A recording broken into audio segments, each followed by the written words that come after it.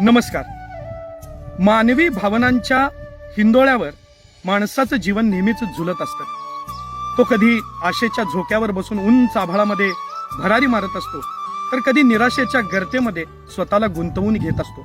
आणि यावेळी मानवी भावनांचं उत्तम प्रगटीकरण काव्यामधून होतं. एक उत्तम असा शेर आज सकाळीच माझ्या वाचनामध्ये आला की लोग कांटों से बच के चलते हैं, हमने फूलों से जख्म खाए हैं. लोग कांटों से बच के चलते हैं, हमने फूलों से जख्म खाए हैं. तुम तो गैरों की बात करते हो, हमने अपने भी आजमाए हैं.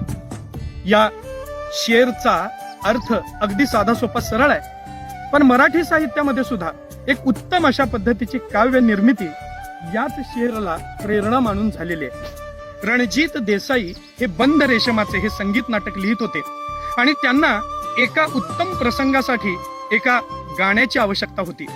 पंडित जितेंद्र बुवा अभिषेकी यांनी सिद्धहस्त लेखिका शांताबाई शेळकेंना पाचारण केलं आणि त्यांना हा शेर म्हणून दाखवला.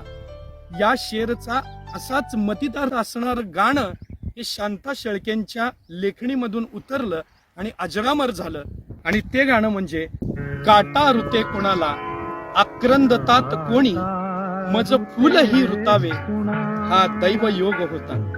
आणि आज याच गाण्याच्या ओळी कानावर पडल्या आणि त्यामधून पंडित जितेंद्र बुवा अभिषेकींचा आवाज आपण श्रवण करायला लागलो की मराठी रसिकांच्या तोंडून नकळत दाद मिळून जाते. वाह, जीवनाच्या तत्वज्ञानाला सामान्य माणसाने दिलेली ही दाद असते आणि ही दाद नेहमीच श्रेष्ठ असते.